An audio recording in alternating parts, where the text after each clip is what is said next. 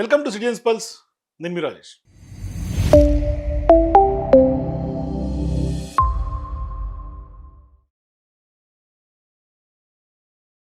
తెలంగాణలో సీఎం రేవంత్ రెడ్డి గారి యొక్క ప్రభుత్వం ఏర్పడి కరెక్ట్గా 2.5 సంవత్సరాలు అయిపోతుంది. అంటే సగం 5 ఏళ్లలో సగం పీరియడ్ అయిపోయింది. సో ఇప్పుడు ఈ సగం పీరియడ్ అయిపోయిన తర్వాత ఆయన పాలన పట్ల ప్రజల యొక్క పల్స్ ఏ విధంగా ఉంది అనేది ఇవాళ రేవంత్ రెడ్డి గారు స్వయంగా వాళ్ళ యొక్క ఇంటర్నల్ సర్వే టీమ్స్ ద్వారా తెలుసుకున్నట్లుగా మనకు అందుతున్నటువంటి సమాచారం. అయితే ఇవాళ ప్రధానంగా మనకు తెలుసు రేవంత్ రెడ్డి గారి పాలన ఏ విధంగా ఉంది, ఏ ఏ అంశాల్లో ఇవాళ ప్రజల నుంచి వ్యతిరేకత వస్తోంది, ఏ ఏ అంశాల్లో ప్రజలు కొంత భేష్ అంటున్నారు. ఇవన్నీ మనం వరుసగా వింటూనే ఉన్నాం, ప్రజల యొక్క రియాక్షన్స్ చూస్తూనే ఉన్నాం. ఈ సందర్భంగా ఇప్పుడు తాజాగా సునీల్ కనుగోలు ఎవరైతే కాంగ్రెస్ పార్టీకి విశ్వసనీయ స్ట్రాటజిస్ట్ ఉంటారో, ఆ యొక్క టీమ్స్ ఎన్నికల ముందు ఏ విధంగా వ్యూహకర్తగా పనిచేశారు, ఏ విధంగా ఎన్నికల్లో గెలుపు కోసం వ్యూహాలు రచించాడు సునీల్ కనుగోలు, ఆయన ఇప్పుడు సర్వే చేసి సీఎం రేవంత్ రెడ్డికి సబ్మిట్ చేసినట్టుగా ఒక ప్రచారం జరుగుతుంది సోషల్ మీడియాలో. ఆ యొక్క సర్వే రిజల్ట్స్ వైరల్గా మారుతూ ఉన్నాయి. అయితే ఇవాళ ఈ యొక్క సర్వే ప్రజల్లో, తెలంగాణ ప్రజల్లో ఉన్నటువంటి ఒపీనియన్స్కి ఎంతవరకు వాస్తవికంగా ఉంది అనే అంశాలపైన మీరు కూడా మీ అభిప్రాయాలు కింద కామెంట్స్ ముందు తెలియజేయండి. ఎందుకంటే ఈ యొక్క సర్వేకి సిటిజన్స్ పల్స్కో లేకుంటే నాకో ఎటువంటి సంబంధం లేదు. సోషల్ మీడియాలో వైరల్గా మారినటువంటి సర్వే యొక్క ఫలితాలను మాత్రమే మీ ముందు ఉంచుతూ ఉన్నా. ఇది చాలా సుస్పష్టంగా ముందుగానే క్లారిటీగా డిస్క్లైమర్ చెప్తూ ఉన్నా. ఈ యొక్క సర్వేకు నాకు ఎటువంటి సంబంధం లేదు. కానీ ఇవాళ సోషల్ మీడియాలో జరుగుతున్నటువంటి ప్రచారం, ఆ యొక్క సర్వే చూస్తూ ఉంటే ఖచ్చితంగా ఇది కొంత వాస్తవానికి దగ్గరగా ఉన్నట్టుగా అనిపిస్తుంది. మరి ఇవాళ ఏ రాజకీయ పార్టీ అయినా సహజంగానే 6 నెలలకు ఒకసారో, సంవత్సరానికి ఒకసారో, లేదు అంటే 2 ఇయర్స్ వన్స్, 2.5 ఇయర్స్ ఇట్లా ప్రోగ్రెస్ రిపోర్ట్స్ తెప్పించుకుంటూ ఉంటారు. అంటే వాళ్ళ యొక్క పరిపాలన ప్రోగ్రెస్ ఏ విధంగా ఉంది, ప్రజల నుంచి ఎటువంటి ఫీడ్బ్యాక్ వస్తుంది, అంటే పథకాల అమలు ఏ విధంగా ఉంది, లేదు అంటే మనం ఇంప్లిమెంట్ చేస్తున్నటువంటి ఇష్యూస్, అట్లాగే మంత్రులకు సంబంధించినటువంటి ప్రోగ్రెస్ రిపోర్ట్స్, ఎమ్మెల్యేలకు సంబంధించినటువంటి ప్రోగ్రెస్ రిపోర్ట్స్, ఇప్పటికిప్పుడు ఎన్నికలు జరిగితే మనకు ఎన్ని స్థానాలు వచ్చే అవకాశాలు ఉన్నాయి, ఇట్లా అనేక అంశాల మీద కొంత సర్వేలు చేసుకొని కొంత ప్రభుత్వం దానికి సంబంధించి ఫీడ్బ్యాక్ తీసుకుంటూ ఉంటుంది. మరీ ముఖ్యంగా ప్రైవేట్ ఏజెన్సీలని హైర్ చేసుకుంటూ ఉంటారు, లేదు అంటే స్ట్రాటజిస్టులు వర్క్ చేస్తూ ఉంటారు. కొన్ని కొన్ని సందర్భాల్లో ఇంటెలిజెన్స్ డిపార్ట్మెంట్స్ని కూడా, ఇంటెలిజెన్స్ పోలీసుల ద్వారా కూడా కొంత ఫీడ్బ్యాక్స్ ప్రభుత్వాల్లో ఉన్నటువంటి పెద్దలు తెలుసుకుంటూ ఉంటారు. అయితే మొన్నటికి మొన్న జీవన్ రెడ్డి గారు ఎప్పుడైతే బీఆర్ఎస్ పార్టీలో జాయిన్ అయ్యారో, ఆ యొక్క జాయినింగ్స్ని కూడా బీఆర్ఎస్ పార్టీ కొంత సర్వే చేయించుకున్నట్టుగా అర్థమవుతుంది. ఎందుకు, కేసీఆర్ గారే స్వయంగా చెప్పారు, జీవన్ రెడ్డి గారు బీఆర్ఎస్ పార్టీలో జాయిన్ అయిన తర్వాత నార్త్ తెలంగాణ అంతా కూడా ఆయన యొక్క ప్రభావం ఉండబోతోంది, నాట్ ఓన్లీ జగిత్యాల ఆయన స్పష్టంగా చెప్పారు. అది మనం కూడా గతంలో మాట్లాడాం. అట్లా ఏ అడుగు రాజకీయ పరంగా వేయాలనుకున్నా ప్రజల్లో ఎటువంటి ఒపీనియన్ ఉంది, ప్రజలు ఏం ఎక్స్పెక్ట్ చేస్తున్నారు, అట్లా రాజకీయ పార్టీలు అట్లాగే ప్రభుత్వం ఉన్నటువంటి పెద్దలు తెలుసుకుంటూ ఉంటారు. అయితే ఈ సందర్భంగా ఇప్పుడు సునీల్ కనుగోలు ఎవరైతే సర్వే రెగ్యులర్గా సర్వేస్ లేకుంటే స్ట్రాటజీలు రచిస్తూ ఉంటారో, ఆయన కర్ణాటకలో ఇప్పటికే ప్రభుత్వ హోదాలో ఆయన ప్రత్యేక సలహాదారుగా కూడా ఉన్నారు. గతంలో ఎన్నికల సందర్భంగా సునీల్ కనుగోలు ఏ విధంగా రాజకీయ వ్యూహాలు అమలు చేశారు తెలంగాణలో మనందరికి తెలుసు, ఆయన సుపరిచిత వ్యక్తే. అయితే ఇప్పుడు ఆ సునీల్ కనుగోలు చేసినటువంటి సర్వే కూడా మళ్ళీ కాంగ్రెస్ పార్టీ గెలుపు కష్టమే అన్న ఒక రిజల్ట్స్ ఇచ్చినట్టుగా తెలుస్తోంది. అయితే ఇప్పటికిప్పుడు కనుక ఎన్నికలు జరిగితే, అంటే యాజ్ ఆఫ్ నౌ ఎన్నికలు కనుక జరిగితే ఖచ్చితంగా కాంగ్రెస్ పార్టీ గెలుపు మళ్ళీ కష్టమే అన్నది ఆ యొక్క రిపోర్ట్ యొక్క సారాంశం. అయితే ఇప్పటికిప్పుడు కనుక తెలంగాణలో ఎన్నికలు వస్తే కాంగ్రెస్ పార్టీకి ఎన్ని సీట్లు వస్తాయి, నిజంగా మీరు ఎన్ని సీట్లు వస్తాయనుకుంటున్నారో కూడా మీరు కామెంట్స్ చెప్పండి. అయితే సునీల్ కనుగోలు సర్వే యొక్క సారాంశం బట్టి చూస్తే కాంగ్రెస్ పార్టీకి ఇప్పటికిప్పుడు కనుక ఎన్నికలు జరిగితే కేవలం 28 స్థానాలు మాత్రమే వస్తున్నట్టుగా ఇంటర్నల్ సర్వేలో వెల్లడైంది. మరి చూడండి, ఇక గతంలో కాంగ్రెస్ పార్టీకి ఇండివిజువల్గా గెలిచినటువంటి స్థానాలు 64, వలసల నుంచి ప్రోత్సహించి తెచ్చుకున్నటువంటి స్థానాలు 10 స్థానాలు, అట్లాగే ఒక పొత్తులో ఉన్నటువంటి సిపిఎం నుంచి ఒక ఎమ్మెల్యే, అంటే ఇట్లా మొత్తం 75 మంది 119 నియోజకవర్గాలకు గాను వీళ్ళకు ప్రభుత్వానికి ఉన్నటువంటి మద్దతు 75గా మనం చెప్పుకోవచ్చు. కానీ ఇవాళ ఎంత డ్రాస్టిక్గా పడిపోయింది చూడండి, ఎక్కడ 75, ఎక్కడ 28, ఈ సంఖ్యాబలం చూడండి, ఘోరాతి ఘోరమైనటువంటి డ్రాప్. మరి ఈ డ్రాపు, ఇంత డ్రాస్టిక్గా జరిగినటువంటి డ్రాప్ని ఎట్లా చూడాలి? మరి అది ప్రభుత్వంలో పథకాల అమల్లో ఫెయిల్యూరా, లేకుంటే ఏ ఒక్క అంశంలో ప్రభుత్వం ఫెయిల్ అయింది, మరి లేకుంటే స్కామ్లను, లేదంటే కనుక మంత్రుల మీద వస్తున్నటువంటి ఆరోపణలు, లేదంటే ఎమ్మెల్యేలు యొక్క పనితీరుగా చూడాలా, లేకుంటే రేవంత్ యొక్క పరిపాలన ఒక దాని యొక్క అంశంగా చూడాలా, ఏ ఒక్క వ్యవహారంలో ఇవాళ ప్రభుత్వానికి కొంత ఇంత నెగిటివ్ వస్తుంది. అంటే నాకు తెలిసి ఇంత డ్రాస్టిక్గా ఇంత ఫాస్ట్గా కొంత వ్యతిరేకత ఏ ప్రభుత్వానికి వచ్చి ఉండదని అనుకుంటున్నాను నేను. అయితే రేవంత్ రెడ్డి గారు మాత్రం చాలా కాన్ఫిడెన్స్గా 2034 వరకు మేమే ఉంటాము, 2034 వరకు మేమే ఉంటాం, 2029లో మళ్ళీ అధికారం మాదే అని రీసెంట్గా కూడా ఆయన ఒక సవాల్ చేశాడు. నాకు తెలిసి పదే పదే 2034 వరకు మేమే ఉంటాం అని ఎందుకు చెప్తున్నారు అంటే ఇదే రీజన్. అంటే ఆయన దగ్గర పర్ఫెక్ట్ రిపోర్ట్ ఉంది. ఆ రిపోర్ట్ బేస్ చేసుకొని ప్రజల్లో ఆ యొక్క నెగిటివిటీ రాకుండా కొంత కాన్ఫిడెన్స్గా కనిపించేందుకు, కాన్ఫిడెన్స్ బిల్డప్ చేసేందుకు ఒక ఒక రకంగా చెప్పాలంటే కటింగ్ ఇచ్చి కలరింగ్ ఇచ్చి ప్రజల్ని మభ్యపెట్టే ప్రయత్నం చేస్తూ ఉన్నారు. సరే, ఇక కాంగ్రెస్ పార్టీ ఫెయిల్యూర్ గురించి మాట్లాడుకుంటే మనం ప్రతిరోజు మాట్లాడుకుంటూనే ఉన్నాం.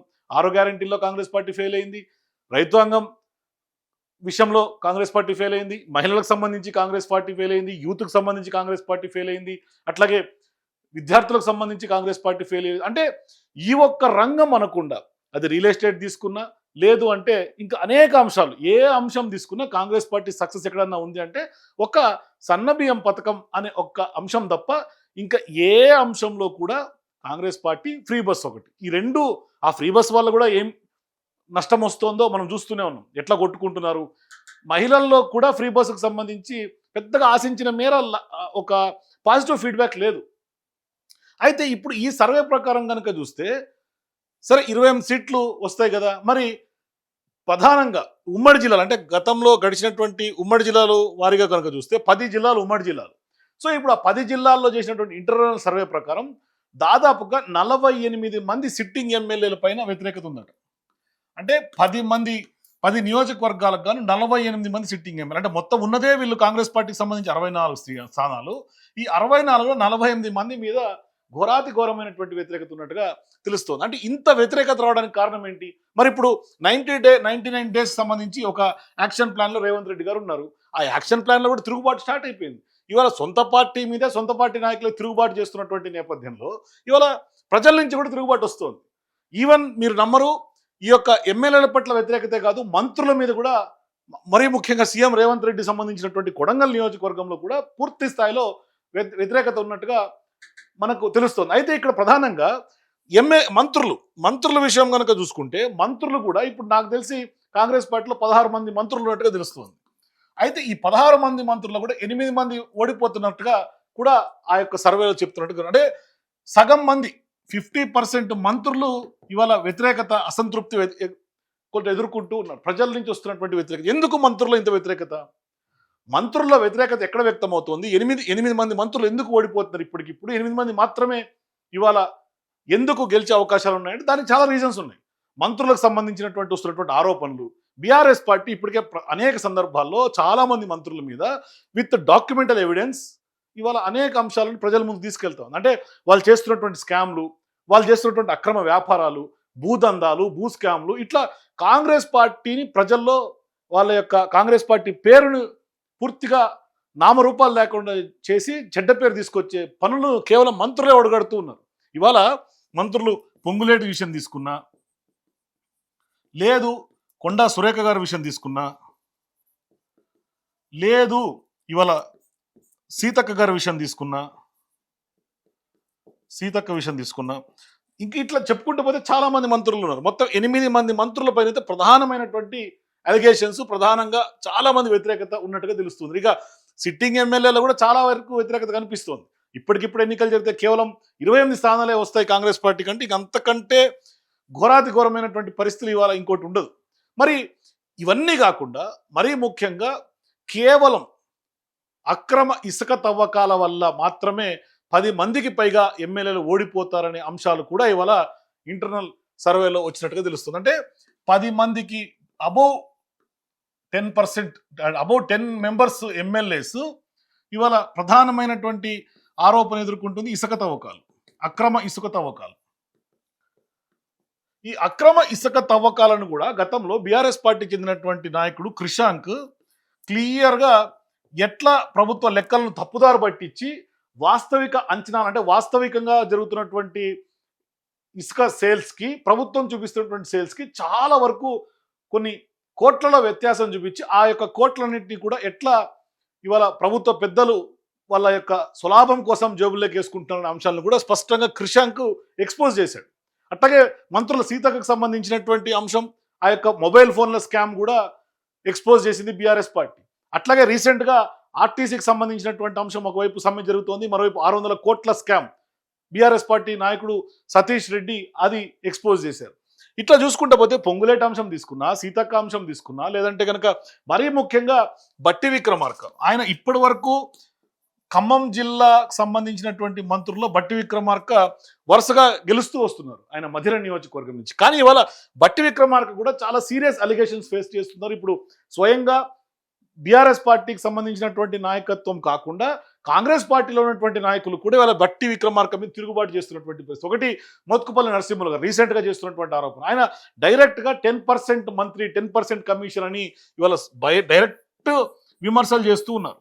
అంటే ఈ యొక్క కమిషన్ లేని బిల్స్ పాస్ అయ్యే పరిస్థితి లేదు అనేది చాలా క్లియర్గా మోత్కుపల్లి నరసింహులు గారు ఆరోపణలు చేస్తున్నారు. సో ఇటువంటి ఆరోపణలను తెర మీదకి వస్తున్నటువంటి నేపథ్యంలో ప్రజల్లో ప్రభుత్వం మీద, ప్రభుత్వ పెద్దల మీద ఒక రకమైనటువంటి చిన్న చూపు వచ్చే అవకాశాలు స్పష్టంగా ఉన్నాయి. అంటే ప్రభుత్వం మీద నమ్మకం కోల్పోతుంది. అంటే ఈ ప్రభుత్వంలో ఏ మార్పు అయితే ప్రజలు ఎక్స్పెక్ట్ చేసి కోరుకున్నారో ఆ యొక్క మార్పును చూసినటువంటి దాఖలాలు అయితే లేవు. మరి మార్పు రావాలి, కాంగ్రెస్ రావాలి అని చేసినటువంటి నినాదం ఇవాళ ఎట్లా మారింది తెలంగాణ ప్రజానీకంలో అంటే, రేవంత్ పోవాలి, కేసీఆర్ రావాలన్న నినాదం జీవన్ రెడ్డి జాయినింగ్ తర్వాత ఊపందుకుంది. తెలంగాణ సమాజం మొత్తం ఈ యొక్క నినాదం ఇవాళ బలంగా వెళ్తోంది. బలంగా ఇవాళ మన వీడియోలకు కూడా కింద కామెంట్స్ అదే కామెంట్స్ వస్తున్నాయి. అంటే ప్రజల్లో ఉన్నటువంటి పల్స్ చూడండి ఎంత గట్టిగా కనిపిస్తుంది. మరి ఇప్పుడు ఇట్లా 10 జిల్లాల విషయం అట్లా తీసుకుంటే, ఉమ్మడి వరంగల్ జిల్లా అయినా, ఉమ్మడి ఖమ్మం జిల్లా అయినా, ఖమ్మం కానీ వరంగల్ కానీ ఈ 2 జిల్లాల్లో కూడా కాంగ్రెస్ పార్టీ కొంత బలంగా ఉన్నటువంటి జిల్లాలు. ఒక రకంగా మొన్న రిజల్ట్స్ 2023 రిజల్ట్స్ తీసుకుంటే, అయితే ఇక్కడ వరంగల్ జిల్లాలో కూడా దారుణమైనటువంటి ఫలితాలు వచ్చే అవకాశాలు ఉన్నాయి. ఒకరిద్దరు మినహా మిగతా అందరు ఎమ్మెల్యేలు కూడా ఓడిపోయే అవకాశాలు ఉన్నారట. 1 or 2 మాత్రమే గెలుపు ఇక్కడ వరంగల్ నుంచి. ఇక ఖమ్మం విషయం తీసుకుంటే, మరి ఖమ్మం విషయంలో కూడా చాలా వరకు ముగ్గురు ప్రాతినిధ్యం వహిస్తారు జిల్లా నుంచి. ఎవరు?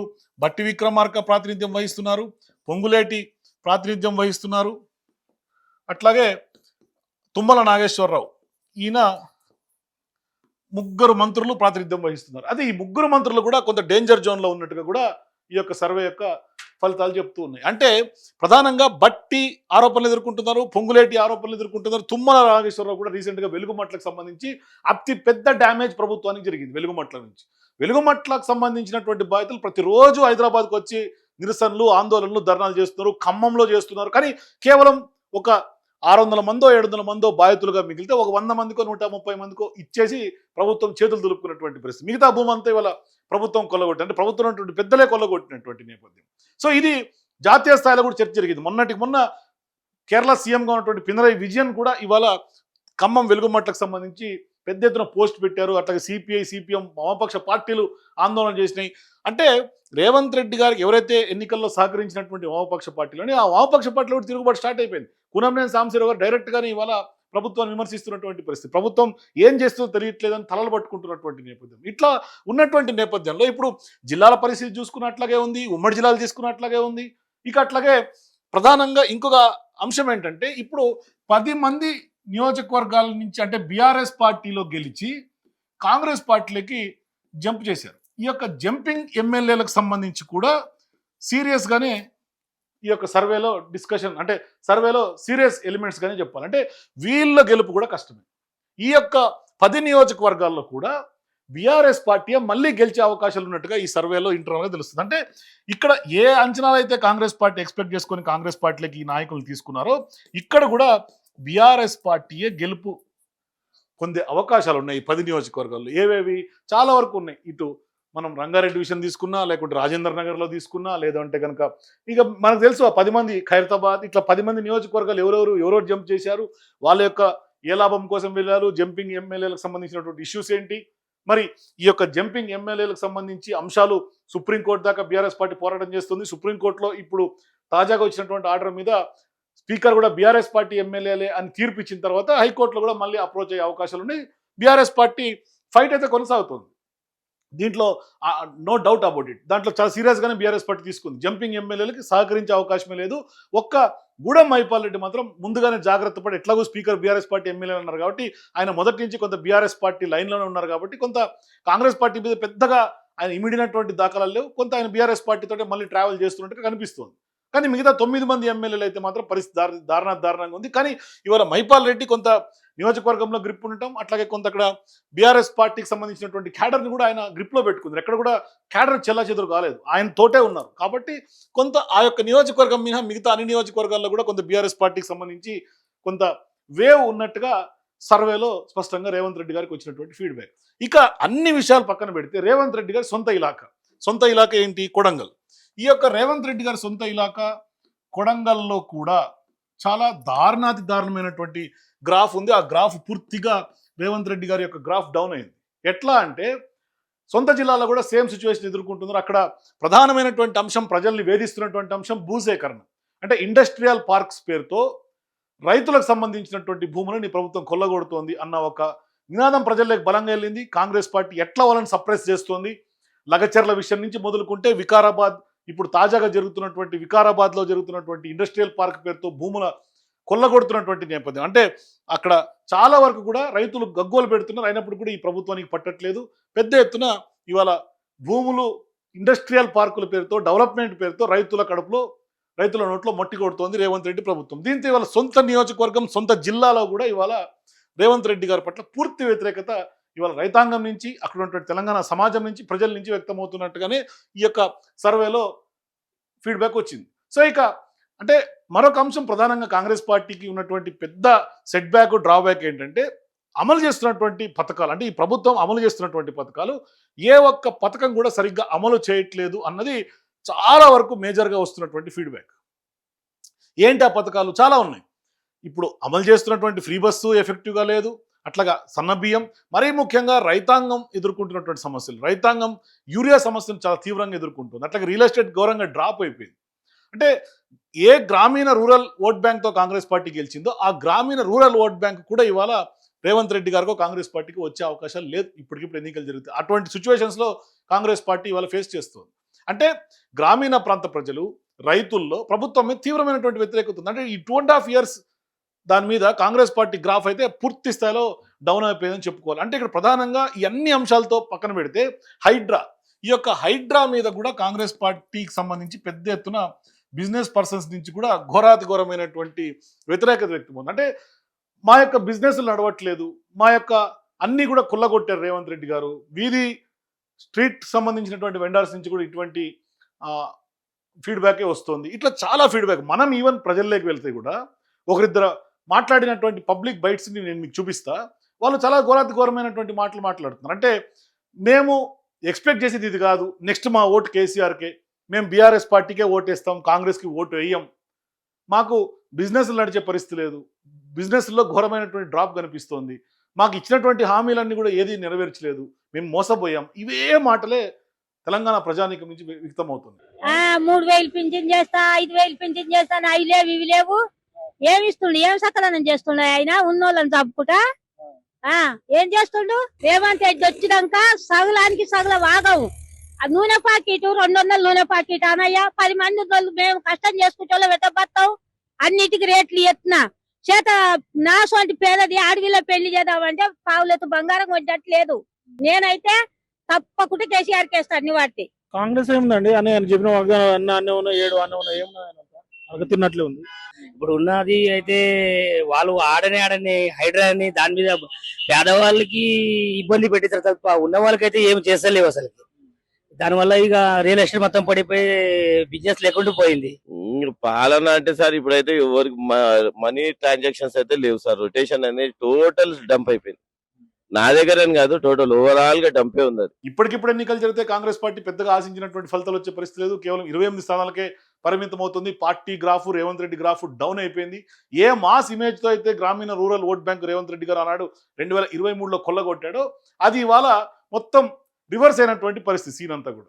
కాకపోతే ఇప్పుడు జరుగుతున్నటువంటి పరిణామాలు ఎక్కడ కూడా ఫేవరబుల్ గా కాంగ్రెస్ పార్టీకి లేవు. మొత్తం అంతా కూడా ఇంటర్నల్ సర్వేలోనే వాస్తవాలు ఇవాళ రేవంత్ రెడ్డి గారి యొక్క వ్యవహారంలో క్రిస్టల్ క్లియర్గా వ్యక్తమవుతున్నటువంటి నేపథ్యం. అయితే ఇక్కడ ప్రధానంగా ఏంటంటే అనేక అంశాలు, అంటే ప్రభుత్వంలో ఎక్స్పీరియన్స్ ల్యాకింగ్గా, అడ్మినిస్ట్రేషన్ మీద గ్రిప్ లేకపోవటం, అధికారులు చెప్పినటువంటివన్నీ కూడా ఇంప్లిమెంట్ చేయటం, లేకుంటే ఒంటెద్దు పోకడలు, ప్రజల్ని కాన్ఫిడెన్స్లోకి తీసుకోకపోవటం, అది హైడ్రా విషయమైనా, మూసీ విషయమైనా, లేదంటే ఇంకే అంశాలు తీసుకున్నా ప్రజలని బేఖాతరు చేయటం, ప్రజల్ని లైట్ తీసుకోవటం, అంటే ప్రజల్ని అసలు కన్సిడరేషన్లోకే తీసుకోవట్లే, వాళ్ళు ఏమనుకుంటే అది చేసుకుంటాం, ఒంటెద్దు పోకడలకు పోవటం. దీనివల్ల ప్రజల నుంచి తీవ్రమైనటువంటి వ్యతిరేకత స్పష్టంగా వ్యక్తమవుతుంది. మరీ ముఖ్యంగా ఒక లైన్ బలంగా కాంగ్రెస్ పార్టీకి వ్యతిరేకంగా ఏది ప్రజల్లోకి బలంగా వెళ్తుందంటే రేవంత్ పోవాలి, కేసీఆర్ రావాలి అనే ఒక్క నినాదం అయితే, మేము అనుకున్నటువంటి మార్పు రాలేదు, మాకు ఈ 2.5 ఏళ్ల రేవంత్ పాలన కంటే గతంలో 10 ఏళ్ల పాటు కేసీఆర్ పాలనే బాగుండే అన్న ఒక నినాదం ప్రజల్లోకి బలంగా ఉంది అన్నట్టుగా మనకు కూడా అర్థమవుతుంది. మనం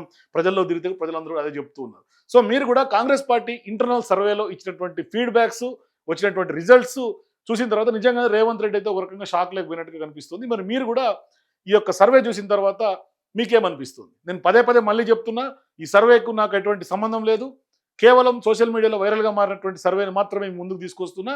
అయితే వాస్తవానికి దగ్గరగా ఉన్నటువంటి సర్వే రిజల్ట్స్ చూసిన తర్వాత మీకేమనిపిస్తుంది? మీ అభిప్రాయాలు కింద నాకు కామెంట్స్ తెలియజేయండి. For more videos please watch citizens pulse.